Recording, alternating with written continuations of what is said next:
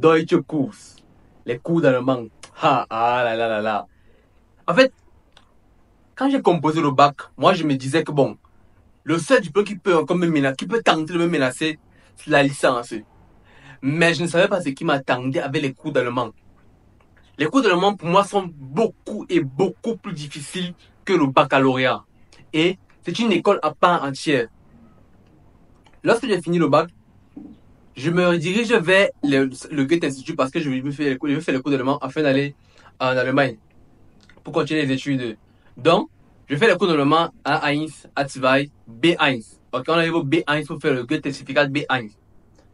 Donc, nous on est en train de composer le B1. Moi, je sais que si un gars brillant en classe, les notes sont, ça sort facilement et tout et tout. Mais, il y a quelque chose qui se passe pendant qu'on compose le B1. C'est le module Hören. Parce qu'il faut savoir que lorsque vous composez en allemand, il y a 4 modules. Le Hören, le Schreiben, le Sprechen et le Lesen. Donc, quand on dit Hören, c'est l'écoute. Schreiben, c'est l'écrit. Sprechen, c'est la discussion.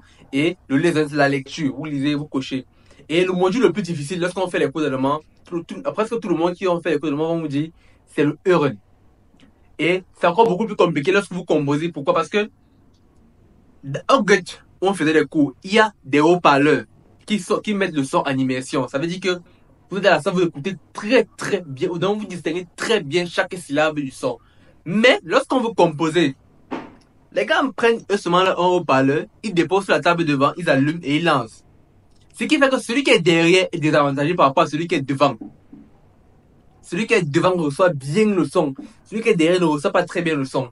Donc, pour réussir même parfois pour réussir, pour avoir les Goethe certificats B1 et avec les 4 modules, sans vidéo dedans, sans reprendre, parfois il faut être chanceux. Beaucoup sont chanceux lorsqu'ils font ces affaires. Beaucoup vont vous dire que non, parce que j'étais faux. Il y a beaucoup de chance dans ces affaires. Parfois vous vous entourez de réponse, n'est pas bien suivi, hein. C'est l'ANSA qui vous fait entourer. Après vous vous rendez compte que bon, ça vous avez eu, vous avez par exemple eu 74. D'autres reprennent parfois avec eux, je crois 49.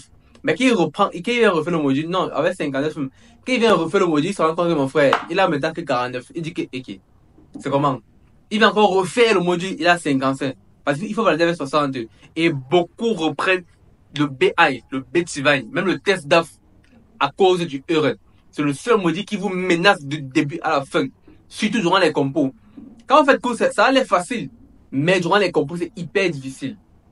Moi, j'ai fait le B1, je crois 2 fois, à cause du Hören toujours. Le B2, 2 fois, à cause du Hören toujours. Le test DAF est différent du B1 et du B2. Pourquoi? Parce que là-bas, c'est un peu comme le bac. Ça veut dire qu'il faut valider tout à la fois. C'est pas comme le B1 et le B2 où vous pouvez valider certains modules et venir recommencer la prochaine session de rattrapage. C'est pas le cas. Dans le test DAF, il faut tout valider. Tous les 4 modules. Schreiben, Hören, Lesen, Sprechen. Vous validez tout à la fois. Donc, si vous ratez un seul module là-bas, vous recommencez le test DAF à 0 et ça fait un 65 000 francs de plus qu'il faut payer pour composer.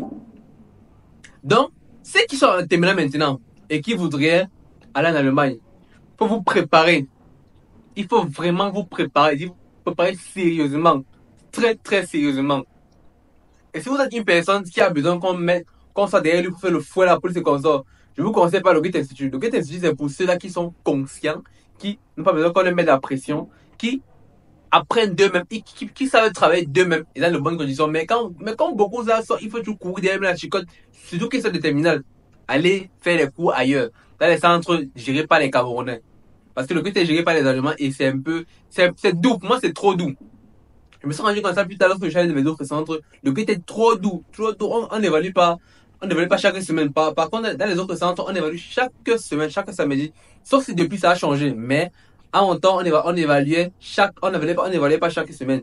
On fait les évaluations, par exemple, je crois que c'était 1 fois ou 2 fois, pour 3 mois. Mais, pas chaque semaine où on fait les évaluations pour que toi-même, l'élève, tu connais ton niveau. Il n'y a pas ça. Donc, le cours de langue allemandes, je précise allemandes, sont plus difficiles que le bac. Donc, pour ceux qui ont voulu aller en allemand là, préparez-vous. Soyez frais mentalement. Parce que cette affaire, ce n'est pas le lait. Et n'oubliez pas, ce n'est pas parce que tu as validé les cours de langue que tu parles allemand. Beaucoup de mes camarades avec qui j'ai fait le cours de langue sont arrivés tout à de manière que, gars, on n'apprenait pas les cours de langue au pays. Parce que ce qu'on parle là-bas, c'est un autre niveau. Par rapport à ce qu'on lit dans les cahiers, parfois ce qu'on entend, non, c'est un autre niveau. Donc, préparez-vous solidement. Parce qu'il vous faut arriver au C1 test DAF pour pouvoir être admissible, pour pouvoir faire cours dans les universités. Il faut le test DAF.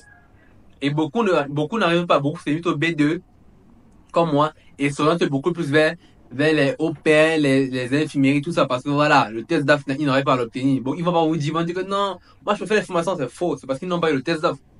Donc, battez-vous, obtenez votre test DAF au pays, c'est moins cher, bien. Ça vous met pas dans le bain.